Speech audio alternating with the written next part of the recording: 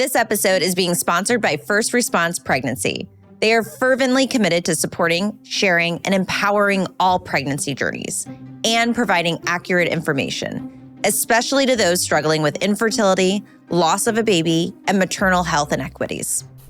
I couldn't believe my eyes. I just remember walking down the hallway and looking at the pregnancy test and being like, this is it. This is what people that get pregnant, through IVF that have these, at-home test results that are good. This is what it feels like.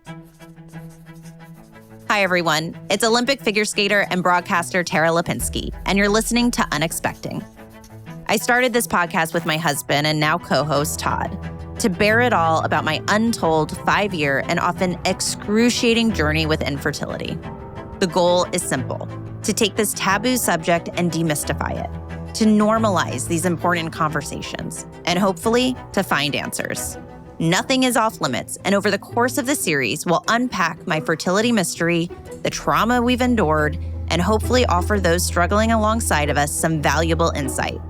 So laugh and cry with us as we ride this unimaginable fertility roller coaster, hopefully toward a brighter day.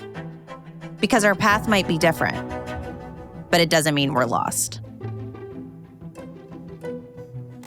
Hi, guys. I'm Tara Lipinski. And this is Todd Kapostasi. And you're listening to the 9th episode of Unexpecting. Episode 9. Yeah, getting in there. Yeah, and from the looks of things, it looks like you're getting awfully comfortable with our audience. I don't know if you can see her, but she's wearing sweats and looks like she's about to roll into bed after this with full makeup on.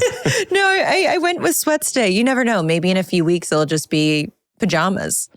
Maybe, episode 12, we're going to be nude doing this. We're not going to care at all. We're getting way too comfortable. Yeah, it is in our home. No one sees us except everyone on YouTube. It is one thing to say about this podcast. I feel like, I don't know this for sure. I'm not a podcast expert, but I would assume most podcasts are done like in studios or, there's like buildings you go into and there's podcast set up. So like there's a comfort level probably not achieved that we're maybe achieving here. We're probably saying a lot of things we definitely wouldn't say if there's just so you guys know too, there's not another person in our home ever during these. So it's just you and I in our house in the basement, literally just talking. This, what it actually makes me think of, Todd, is if we did like a reality show. I understand now why, like when I watch reality shows and people just are saying all of this shit and I'm like, God, like keep a little of that to yourself. It's because they're so comfortable. And I feel like sometimes we do this and I walk away and like I lay in bed. I'm like, Todd, did I just like really laid it all out there? And what did I say?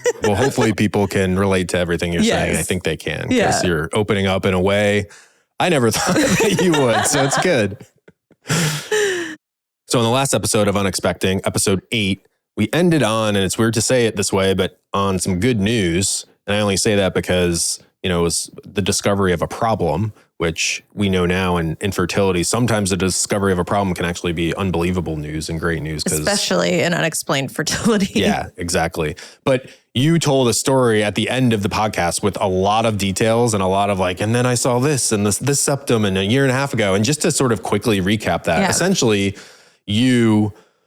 At the very beginning of our journey, Dr. Beck discovered a septum, which is, we've talked about this as just something that can be in your uterus that can... It's a separation inside the uterus that could prevent blood flow and increase risk of miscarriage. Yeah. So she discovered that. It was removed, kind of no big deal.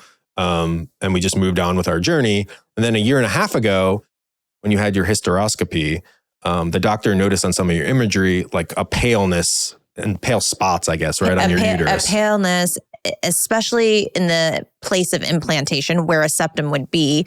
And implantation is where that embryo would grow. So you definitely want blood flow there and you don't want it to be pale. But essentially our doctors chalked it up as maybe from birth control, right? Because I was taking birth control before the surgery. So that was sort of the consensus, that it must have been the birth control. And in that moment, did you think any more of it? I mean, well, you know me, the way that my brain thinks, like all the way home while you're driving me home, I probably was talking on repeat about this pale spot and then requested that Dr. Orbuck send me the images because I wanted to look. And I mean, no one's going to like pale spot near the place of implantation. So I feel like that definitely made me a little uneasy.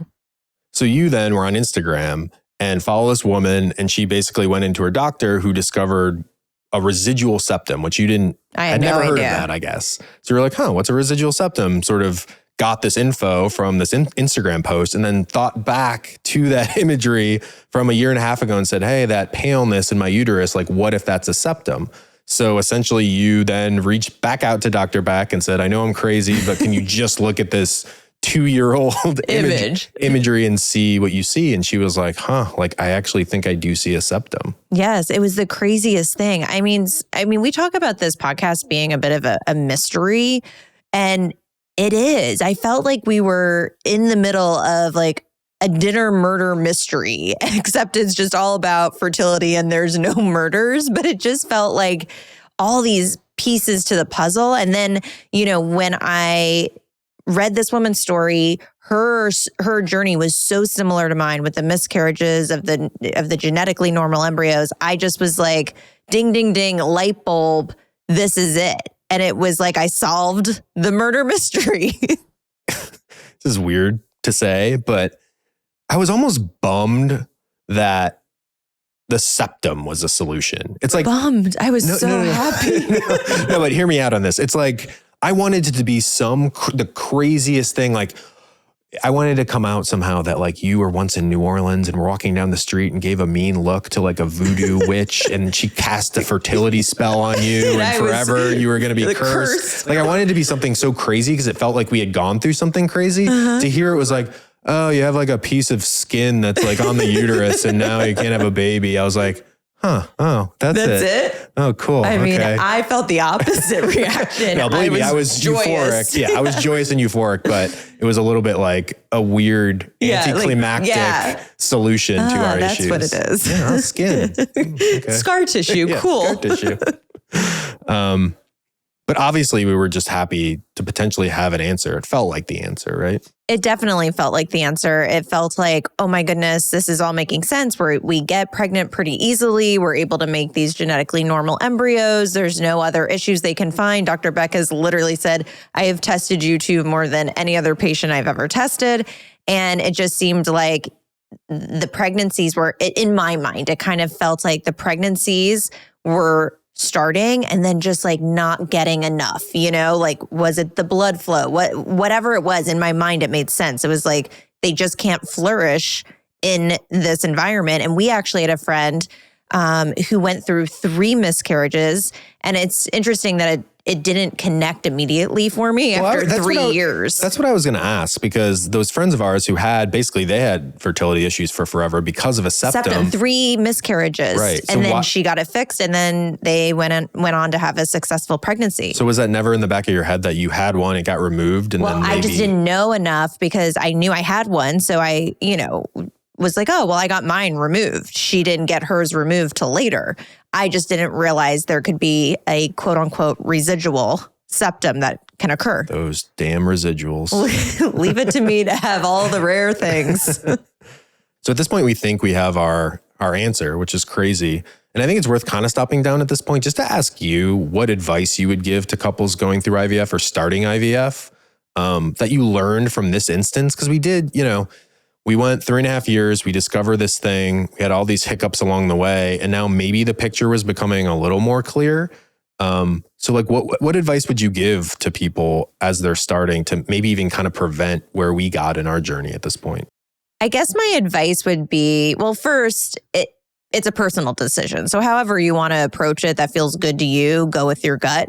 But I would say that starting IVF or in the middle of IVF, when you start to run into problems, educate yourself. The more knowledge you have, more knowledge, more power, more education, the easier it is to self-advocate. You are able to research and understand exactly what's happening to your body and what medicines you're taking, what tests you should be taking. And then that gives you the opportunity to talk to your doctor on a different level. And, I just realized, doctors in general, not just fertility doctors, have hundreds and thousands of patients every day. Like when I go on my portal, I have 65 pages of messages and documents and tabs. And how is anyone able to retain all that information? Like this is happening to you. This is happening to your body.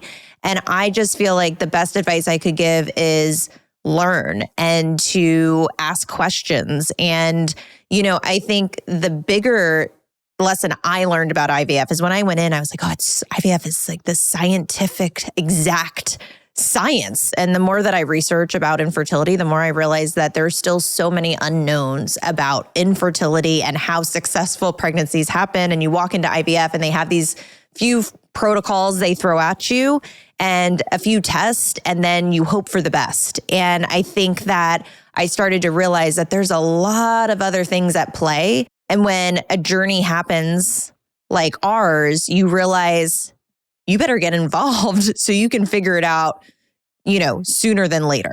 Well, yeah, it's weird just listening to you talk, I'm thinking like, the advice, honestly, which is so dumb, but would be like the day you start IVF, research the hell out of the top 15 problems that could prevent pregnancy. But then it's like, no one's going to do that. It's like, that's the problem with these journeys is like when you start, you don't know if you're going to have a problem. Then you slowly pick up these problems and your head's spinning because you're not quite sure. Because it's just crazy. I felt like you knew so much about IVF, infertility, like all this stuff, all the X's and O's. But to hear you be like, I never really heard the term residual septum is like crazy to me. So it's like the advice I would potentially give, which I actually wouldn't give this, but like what you would think you would give is like, research everything. Like you should know what a residual septum is, the moment you walk into your fertility clinic, but that's like impossible. You're not going to start researching from day one. So it's almost like, I don't know, again, not to put words in your mouth, but it's like once you start picking up problems and stuff isn't working, like really just start to research like what possible problems could be. Because there aren't, yes, it's not black and white, but there aren't 1,000. There's 20. Right. Right. Exactly. I think that's actually perfect advice. And maybe the advice is now that, I'm taking what you just said I'm going to take your words. I would say that if you think about it, from what I hear, it's usually the most couples might go through are 2 retrievals and 2 transfers. And that isn't that bad. Of course you'd like it on the first time, but usually that's a pretty quick answer. And yeah, if you go in blindly and you don't know a thing, then that's great. But if you move past those 2 transfers, those 2 retrievals, I'd say, educate so that you can then self-advocate. So you and Dr. Beck, high five, you see a septum. What's the plan then? So the plan was to go to an endometriosis surgeon who is really great and specializes in more of the fertility aspect of these surgeries. So whether it's your uterus, inside your uterus with scar tissue, or even with your endometriosis. And his name is Dr. Naja, and he is the best. I am a huge fan. You're a big fan. Big fan. Couldn't be a bigger fan of this man. So we decided to go to Dr. Naja, and he looks at your images, and does he sort of agree? Is it a 3-person high five now? Like he sees a septum, or what does he see? So I feel like if we go back to this time, yes, Dr. Beck said she thinks she sees a septum. I believe there's a septum. I feel like you're like, what the hell is going on? And like, probably not 100% sure this is just a septum and this is going to fix our problems. I've heard this before, that our problems were solved. Yeah. So when we sent the images to Dr. Naja, I thought the same thing would happen because we had a phone call and I thought he was going to say like, well, we'll see in surgery. We'll see how it goes, or it looks. He got on the phone. He's like, no, 100%. There's a septum right there. And I was like, are you kidding? And he's like, no, it's right there. It's a septum. And, when we went to the surgery, that's all I kept saying, like while the surgery was happening is like, please let there be a septum. But he was so sure of it. What's really crazy about this to me too is the listeners should keep in mind that, we're talking about this good news and a septum and we're going to see Dr. Naja and we love him. You are still, technically pregnant yes. with the frozen transfer from last episode, yes. which is not a viable pregnancy. We've had the heartbeat scan. There isn't a heartbeat. Right. So, you're living with this unviable pregnancy. We're talking about going and doing a surgery with Dr. Naja to remove the septum and some other scar tissue. So this is like a complicated surgery, right? Just explain what he would actually do in the surgery. Yeah, it actually was. And this is like, again, we talk about how I just, cared less and less about health things. Like he got on the phone, he's like, this is definitely risky because we were going to do like 3 things at once. I was like, no, do it immediately. Take me tomorrow, please. But he was going to remove the products of conception. He was going to remove the pregnancy inside the uterus, check for scar tissue.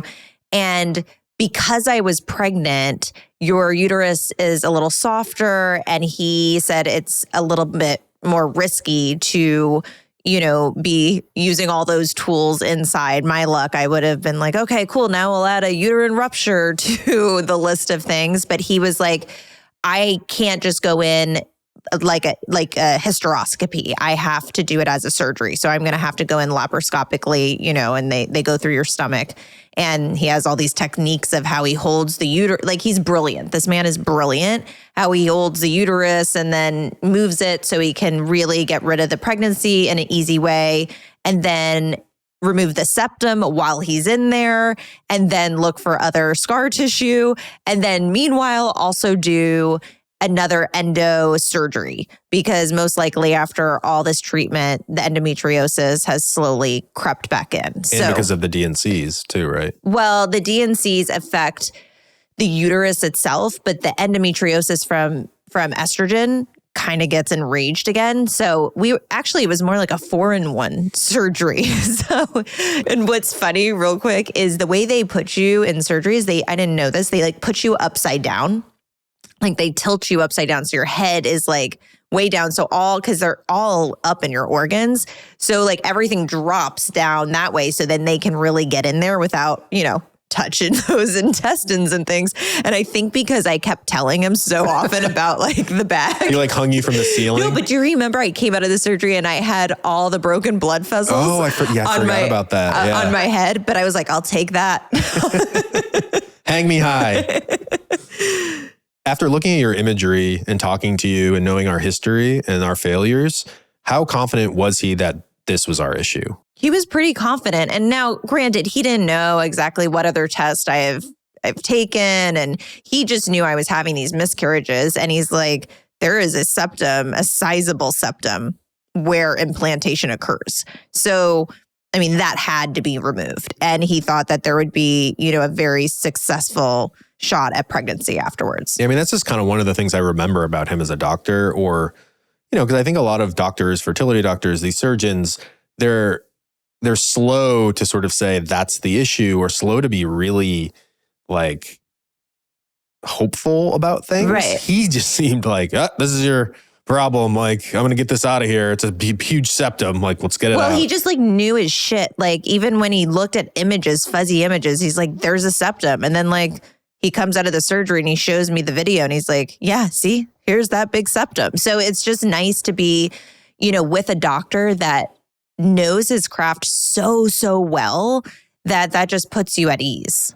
That video though was the most disturbing thing that I will never forget in my life. Yeah. So they take I don't even know how this works. Obviously one of those pin cameras that they can sort of weave throughout your body to sort of see what's going on. And man, just seeing inside. You see inside. And it was my mistake because he sent me like the kids version of it. And then I was really interested in the septum because I like needed to see the septum that I had spotted. And he sent it to me. But unfortunately, to the like left, you could see like the products of conception and the retained pregnancy, which was just like something that you're like, oh, wow. Like it makes it very, very real when you see that. We've talked a lot on this podcast about you struggling with your body kind of failing you over these 3.5 years. And did this answer of this, it's a septum, did that make you feel better about that? Because I think, we've talked a lot about, I was an athlete, I was an Olympian, my body's never failed me. Now over all these years, I just like can't seem to get it to work. But I think you thought of it as this like macro, like my entire body is just failing. But now we know the micro issue potentially, which is this small, stupid piece of, residual scar tissue. Yeah. So, Did you have like a rejuvenated sense of self and body at that point? I did. It almost felt like, okay, Tara, like we're going back to square one now and you have this healthy, fertile body and it's okay. And I think I just had such a sense that it was just like such a sense of relief that I was like, our answer, I don't have to keep searching for an answer. This is it. And it just felt like I wasn't in fight or flight mode anymore. I was just relaxed. And I was like, my body knows what to do. Like we are able to do this now. We have the clean slate that we needed. It's also worth pointing out at this point, you were hitting a interesting milestone, I guess, in life, right? Well, yeah, I was about to turn 40. Big 4-0. And I don't know what it is. We talk about this with the holidays, but the surgery ended up a day before my birthday. And, it's kind of depressing. Again, you want to start your birthday like fresh year. This is like the fourth birthday that has either been a surgery, an endo surgery, a miscarriage. So Dublin died the day before my birthday. Like, I was just like, all right. I got genital warts on your birthday. Again, not true.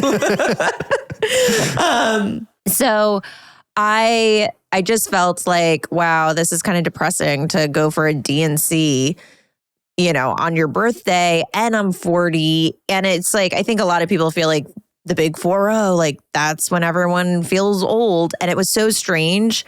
I couldn't even feel those feelings because I was so focused on I'm turning 40 and I don't have a baby yet. I'm turning 40 and 40 is that universal marker for fertility is dropping. And if someone asks me, oh, how old are you? And I say 40 and they say, do you have a kid? And I say no, then in my mind, I'm thinking they just think that I'm no longer fertile and can't have children. And it really was a struggle for me to have this birthday. And I love birthdays. Yeah, you do. I mean, I love a birthday. What's funny is you love a good birthday. And on this birthday, I think, as you were 40, I think you even had a discussion with me hey, we're still going through all the surgeries and figuring out our fertility. Let's just have a very chill birthday, which was something I never thought would come out of your mouth. But I just didn't want to think that it was happening. I didn't want to be 40 with all of these problems and still no child in sight, no pregnancy in sight. I just wanted to pretend it wasn't happening. Yeah, you kind of didn't want to acknowledge it. And I think you even had a conversation with me where you said something like, I just don't want to party. I don't want to have to all these people to come up to me and I stand there all night and tell them about our fertility stuff. Yeah, I had this surgery and hopefully I'll be pregnant and they're all pitying me, probably thinking oh, I don't know. I just didn't want to have to think about it. And now a quick word from our sponsors.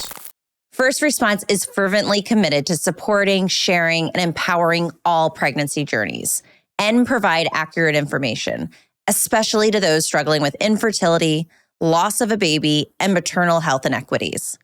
First Response knows that when testing for pregnancy, you want to be sure of your result. That's why they created Comfort Check, a pregnancy test kit that helps you test confidently and conveniently. The First Response Comfort Check Pregnancy Test Kit is a value pack containing 8 total tests, 3 First Response Early Result Tests, and 5 First Response Pregnancy Test Strips, allowing women to test early and often for added reassurance. First Response's Early Result Test, included in the Comfort Check Kit, is their #1 best-selling pregnancy test. It detects all major forms of the pregnancy hormone commonly found in urine and is over 99% accurate from the day of your expected period, with results ready to be read in just 3 minutes. The First Response Comfort Check Pregnancy Test Kit is available for purchase in-store and online. Be sure to pick one up today. I wanted to give you more information about Receptiva DX. I feel very lucky that I was able to take this test and remove some of the mystery out of my own fertility journey. A diagnosis of unexplained infertility is difficult, and miscarriage is traumatic. So I'm thankful there's a test like Receptiva DX that can provide insight and answers that many people are desperately seeking. Receptiva DX is a powerful test that can help detect inflammatory conditions on the uterine lining that might be preventing you from becoming pregnant or staying pregnant. If you have experienced implantation failure or recurrent pregnancy loss, ask your doctor about Receptiva DX testing. If found, uterine inflammation can be treated, providing a new pathway to achieving a successful pregnancy. Treatment options can improve the chances for a successful live birth fivefold. To learn more, please visit receptivadx.com or ask your doctor if this test is right for you. I absolutely love Kat Schneider's story of how Ritual came to be. She built the company while she was pregnant because she couldn't find a prenatal she trusted. And trust is key with a prenatal. You want peace of mind knowing you are getting the vital nutrients needed during this important time. I personally researched so many different prenatal vitamins on my quest to find the perfect option for me. And the winner was the Essential For Women Prenatal. I knew that I could rely upon this prenatal for all of my pregnancy needs, plus all of my nutrient needs during my long journey with IVF. I also knew I was nourishing my body with ingredients that were key for not only pregnancy, but for my prep to pregnancy. Plus, their citrus or mint essence capsules are designed to be gentle on the stomach, so you can take them when you want, with or without food, which made life a lot easier. So why settle for a multivitamin you're not 100% sure about? Ritual was literally built on trust, so you know it's the real deal. Ritual is offering my listeners 30% off during your first month. Visit ritual.com/Tara to start Ritual or add Essential For Women Prenatal to your subscription today. So you have the surgery, you come out, and what was the recovery like? So the recovery was really good in this surgery. And again, I just want to preface that because I know everyone goes in, to these endo surgeries and has different experiences and different types of recoveries. But I also think sometimes it's nice, to hear about recoveries that go very smoothly, because think back to when I was so afraid to ever even get this surgery. So for anyone listening that is afraid, know that there are outcomes where, the recovery is quite smooth. And, we were in Northern California to see Dr. Naja, and I remember we stayed at a little hotel, and you were my nurse, and you were so sweet when I came back. You were a pro now. You knew exactly what to get me. All the little, remedies for that shoulder pain that I was going to have from, the phrenic nerve. So they fill your belly with gas, and then it hits that. And then for 3 days, it's this like crazy pain going up your shoulder where you can't feel it, where you feel like you can't breathe. But everything was set up, and, the first 2 days were kind of the hardest. But I was kind of walking around, and I kind of felt really okay after that. Every day just progressively got better. Well, yeah. I mean, I think you sort of willed yourself to feel okay. Like the funniest part of that, almost the only thing I remember about that trip was we were there obviously for the surgery, but then also kind of stayed for your birth because again, you didn't really want to do anything special for your birthday necessarily. So we stayed. And I just remember like a day or 2 days after the surgery when you still should have been in bed. I was like, I'm up, I'm good, let's go. Yeah, you're like, let's go do something. And we like went to a winery and played like cornhole. And you were like a day out of surgery, like major surgery, and you're like throwing beanbags. And we have video of this. We have video of this because do you remember the important part of the story here? No. I beat you. Oh, no, you didn't. I did 100%. And you have that video of you throwing the bags up in the air because you were so angry. That's right. Yeah. That is right. Uh-huh. Well, I mean, my wife just had major surgery, so maybe I let her win. Oh, no, you didn't. I actually didn't. I never let you win at anything. Nothing. Well, really I never win at anything. Yeah, you do. Some board games. Yeah, Monopoly. Yeah. Have we told any of the Monopoly stories? Early on in our relationship, Monopoly almost ended our... No, first of all, guys, we don't have to really get into this because we'll probably end up fighting. I've never seen someone more competitive and angry over Monopoly. But no, I mean, we talked about last episode about how you never get irrationally mad at me ever, except for like the Northmen. And that was like one example of that. Like, I forgot about Monopoly. I was wrong. Like you get so pissed off and you like, you will flip. You know that like when people get mad and they flip boards. No, I do not. Essentially do that. No, because I will tell you take your whole forearm and just wipe the whole board. He's being dramatic here because as a skater, you could never kick the ice. You could never disrespect your coach when you made a mistake. So I stay very calm. I've seen you throw a thimble. I have not thrown a thimble. I'm just going to tell you this, where Todd really struggles in Monopoly monopoly is Tara buys every property she lands on. Wait, hold on a sec. It takes the fun out of the game. Guys, see, no matter if it's the $60 one or if it's Boardwalk, she buys it. I'm triggering him, and I have a strategy. He hates my strategy, and then he's upset because I own the whole fucking board. I'm sorry, I win. This is the other thing. It's her whole family. If we play as a family, they all have that strategy. So everyone just buys everything they land on. It takes the fun out of it. That's how I probably learned my strategy. It's just luck of the draw. And then in our family games, whoever just happens to land on the better properties is the one who doesn't wipe the whole board and flip it. He's just upset that I have a good strategy. Okay, let's get back to the story. So yeah, you beat me at cornhole. But we laugh, but you actually did have a complication on the trip that got bad. It got really bad. So what they did, I forgot to mention this, is when he was inside of my uterus, because he found other scar tissue from previous DNCs, he wanted to make sure also that septum didn't grow back any scar tissue, since I've already had that problem. And how they fix that is they put a balloon inside your uterus, which, no one wants a blown up balloon inside your small little it was your uterus. Birthday. Happy birthday. No, Dr. Naja actually would prefer one outside of my body. Exactly. But so it keeps everything expanded in there. Happy birthday to you. They're like blowing up this balloon inside of you. Oh man, it's so sad. And then so it was fine for like the first 5 days. I want to keep it in like a week. But all of a sudden I started, and I was trying to ignore it, right? Just this unbelievable cramping.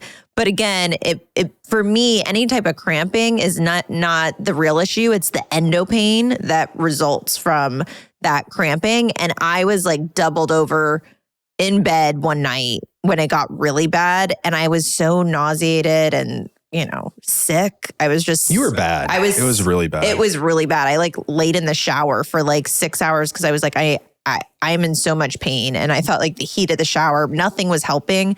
I was having all this crazy butt zings and, like cramping.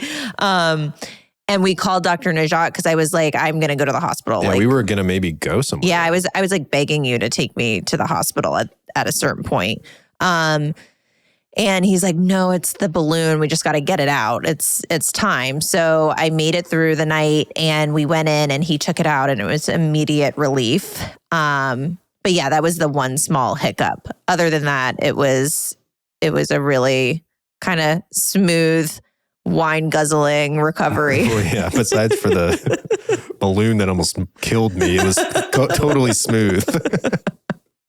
So the surgery's over, obviously. So we have the surgery. It's successful, we think. What's the plan now for transfers? So after the surgery, I needed to recover, and they put me on high dose estrogen, which I was like, oh boy, what's this going to be like? But they put you on a very high dose of estrogen to help prevent scarring, because I had some scarring in my uterus, and they didn't want that septum thing to grow back at all. So we stayed on that for a month, and then we were about to get ready to transfer another embryo.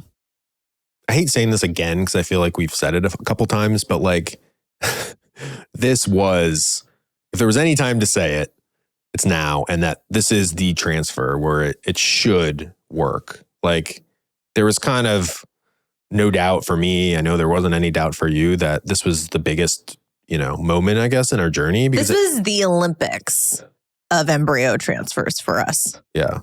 Because we'd been through 3.5 years of stuff, a lot of ups and downs, trying to figure out what this was. And this was the first time where it almost seemed too like a consensus of like, oh, like there's a septum here. There, it obviously prevents pregnancy very often. So we removed it. Right. So it just felt like the stakes were so high on this because if it wasn't the septum or if it didn't work, yes, it again could be this percentage of a chance that it's just nature, but it just felt like it had to work. It had to work because for me, the stakes were so high and I just found myself in this, I was like trying to be calm as I prepared for this transfer, but it was hard. It really almost felt like going to the Olympics. Like it was like, oh, pretend it's not happening and everything's cool. And you're just skating and practicing at home and don't worry. But in your mind, you're like, no, this is the biggest night of my life. And I kind of felt that every time I, went into the clinic for a scan and we're getting closer. And I was like, this is it. Like, this is going to tell our story. Yeah. And if it didn't work, it was kind of just going to be like, throw your hands up at that point. Cause like, what else could it be? I mean, I remember just feeling I couldn't even think about the next possible step. In the beginning, it was easy. It was like, oh, we need to try this. Oh, that's a step. Oh, I have a plan within a few days after a failure. And it was just getting harder and harder. It was like, well, let me find what that next plan is. And it would take a few weeks. Now it would be like, I don't know. There is no plan. Well, to that point too, of like trying to figure everything out and basically having done it, you had around this time or a little earlier done a miscarriage panel, like blood work, right? Like what did that reveal? So that's interesting. That's when they take, like, I'm not kidding you, like 25 vials of blood in one sitting. Yeah, I think you have some video of it. I have cool. video of it. And you sit down. I remember sending it to you and you think like you're just going for a few vials and he just keeps pulling. Here's a purple. Here's a purple. Here's By a the green. way, I feel like I'm revealing too much about myself on this podcast about like what a wimp I am. But when I almost passed out from seeing the video you sent me because I get like 2 vials taken and I start to get the wobbly, like I've stood up and been like lightheaded and almost fallen over from giving like 2 vials. Like I can't give blood. It like makes me woozy. Yeah. Well, this was 25 vials of blood. Yeah, I couldn't do it. And okay, 2 things on this. First off, I have a thing about the miscarriage panel and when people test for this. A lot of clinics I've, just researched because I'm interested in this and I've talked to friends. A lot of clinics will not run this panel until you've had a miscarriage, 2 miscarriages, sometimes 3 miscarriages. And I have no idea why. Like this needs to change. To me, it should be something that is preventative. You go in and before you have or lose a pregnancy, you test this because there could be a problem that is easily fixed by you taking a Lovenox shot, which is a blood thinner. And so many women go through miscarriage after miscarriage, and then they find this on this test, and it's the solution. It's like the septum. It's an easy solution. So it really blows my mind why some clinics wait so long. Now, I did mine earlier, but then I wanted to do it again now because I just was like, again, let's retest and make sure nothing has changed throughout all these pregnancies. But the thing that really gets me about this time that I did this blood work is I get a call the next day and they're like, I'm so sorry, Tara, but you need to come in and retake this blood panel. And I'm like, why? And they're like, it got like lost in the truck and it got overheated and they can't use it.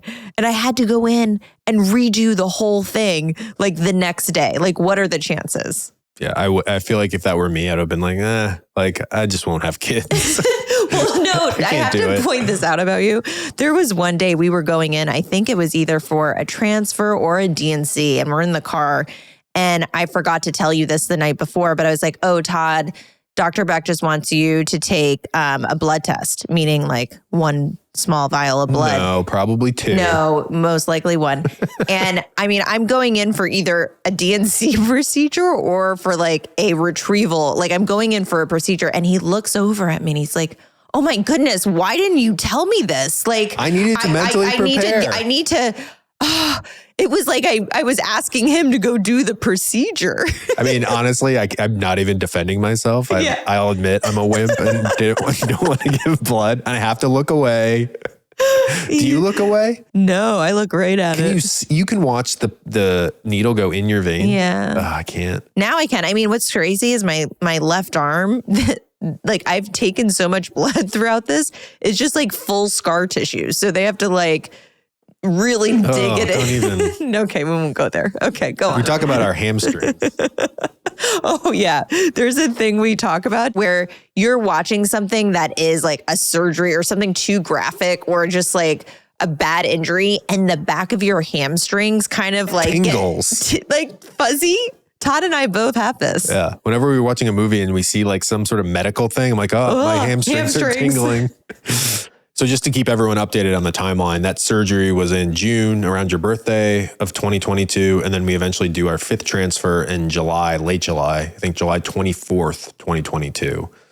And doing all these transfers and having failures, you start to get a little superstitious. So I know on this one, which we thought was going to be the one, you were equally superstitious even in like what you were wearing. I remember you'd like worry about, oh, I wore this on this failure and I wore this on this. I need something that's like clean and will be the happy outfit. Yeah. I feel like it started a few years ago where, sometimes I would wake up and I'd be like, retrieval day. I'm going to put on my cozy little sweats. And then I'd realize like, oh, that was a failed retrieval. So the next time I'd go in for a retrieval, I'd be like, oh, I got to switch that up because that one was unlucky. And then I just got to the point here where I was like, I don't know if it's like the athlete superstitious thing in me, but I was just like, it would take me like 15 minutes. I'd be like, is that the one that's going to be lucky? No, that feels unlucky. That feels like it's a failure. Like, okay. And then I'd be like, do I wear these sweats? Like, did I ever wear these sweats? No, I did wear these sweats and that was a failure. Like I was like overwhelmed in what to wear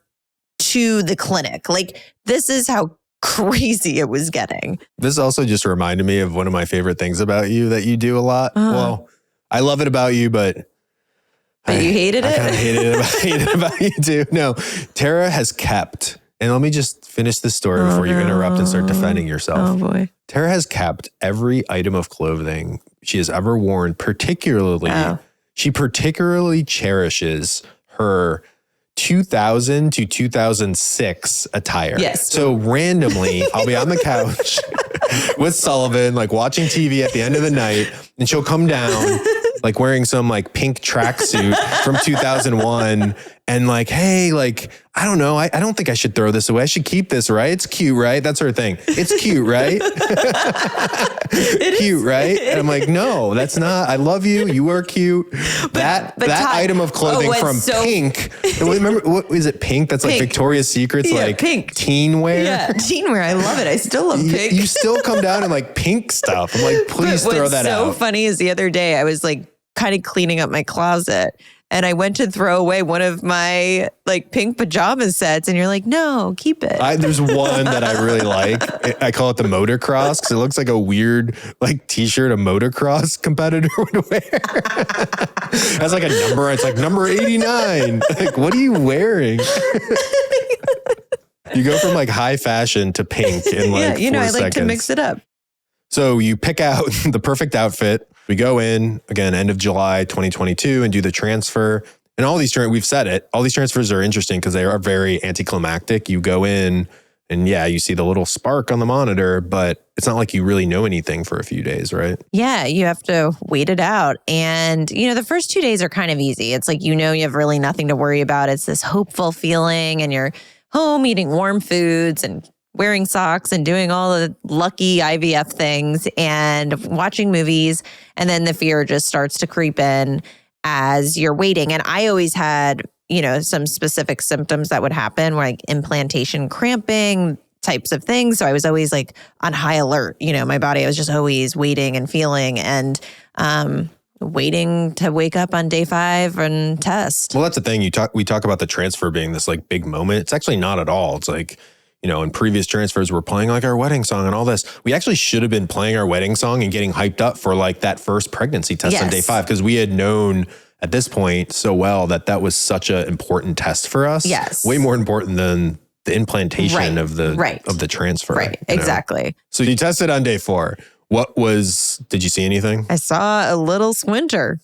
Yep. Day 4. Day 4. I couldn't believe my eyes. I just remember walking down the hallway and looking at the pregnancy test and being like, this is it. This is what people that get pregnant, through IVF that have these, at-home test results that are good. This is what it feels like.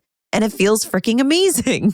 Yeah, it's for the first time where like expectations were consistent with the result. It's like we had a surgery to remove a septum should allow pregnancy to be more successful. And then we have a test and it's like, we see a line. We've never really seen a line on day 4. Yeah. So it was like easy. Yeah. It was working and it felt so normal. It felt so good. It felt so exciting. It was awesome. So then, day 5, you test obviously again and it sort of gets darker, right? Yeah. It looks good. It looks like it's progressing from the day before and it looks like it's working. So the same thing kind of on day 6. It was getting a little darker and it seemed like it was like it was good. And then it was day 7, something just started not to look so right. It wasn't, I was like, is it lighter than day 6? And like in this area is when you're at risk for a chemical pregnancy, which I've never had. And, it was just so weird because in the morning I would go to the bathroom, take my test, and then run back into bed because it was so early. And I'd sit there with my, 4 tests or whatever it was and compare them and look at them and, have sweet, intimate time with my little pregnancy test where I would just, analyze. And I was like analyzing and I was like, ooh, something doesn't feel right. And I could just tell. I was like, it's not, the line's like not getting darker. So that's on day 7. And the next like 4 or 5 days literally could be a podcast series in themselves. It was so crazy kind of what transpired, but we ended up going to Vegas. Thanks for listening to Unexpecting the podcast. Please subscribe, leave a review, and follow Unexpecting Pod on Instagram for info about upcoming weekly episode releases. This episode has been sponsored by First Response Pregnancy. Their Comfort Check pregnancy kit and all other products are available for purchase in-store and online.